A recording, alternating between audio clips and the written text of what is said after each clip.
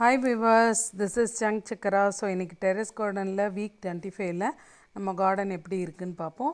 கார்டன்றது ரொம்ப கஷ்டமானதுங்க. அதை ப்ராப்பராக மெயின்டைன் பண்ணணும். எதுவுமே நம்ம ஒழுங்காக மெயின்டைன் பண்ணுறதுல தான் இருக்குது.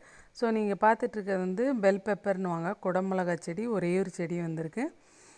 கார்டனில் பூச்சி வராமல் மெயின்டைன் பண்ணுறது ஒன்று. நெக்ஸ்ட்டு ரெகுலராக பார்க்கணும், அதுக்கு உரம் போடணும், அதில் என்ன பூச்சி வந்திருக்கா என்னென்னு நோட்டீஸ் பண்ணோம்.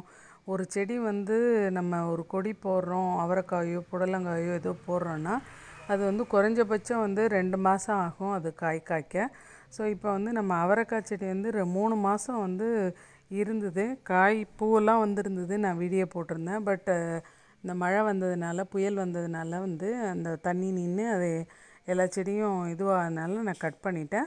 புதுசாக இப்போ புடலங்காய், பாகக்காய், பீர்க்கங்காய், அப்புறம் பரங்கிக்காய், ஸோ நிறைய விதையெல்லாம் போட்டிருக்கேன். ஸோ எல்லாம் நெக்ஸ்ட் வீக் எப்படி முளைச்சிருக்கு அப்படின்னு பார்ப்போம்.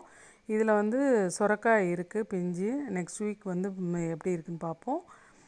லாஸ்ட் வீக்கில் 3 புடலங்காய் இருந்தது. அந்த 3 புடலங்காயில் 2 பறிச்சாச்சு. ஸோ ஒரு புடலங்காய் இருக்குது. நெக்ஸ்ட் வீக் நம்ம புதுசாக போட்ட அந்த பிளான்ட்டோட செடியோட விதை போட்டது எந்த அளவுக்கு வந்திருக்குன்னு பார்ப்போம். இந்த வீடியோ உங்களுக்கு பிடிச்சிருந்தால் லைக் பண்ணுங்கள், ஷேர் பண்ணுங்கள், கமெண்ட் பண்ணுங்கள். தேங்க்யூ.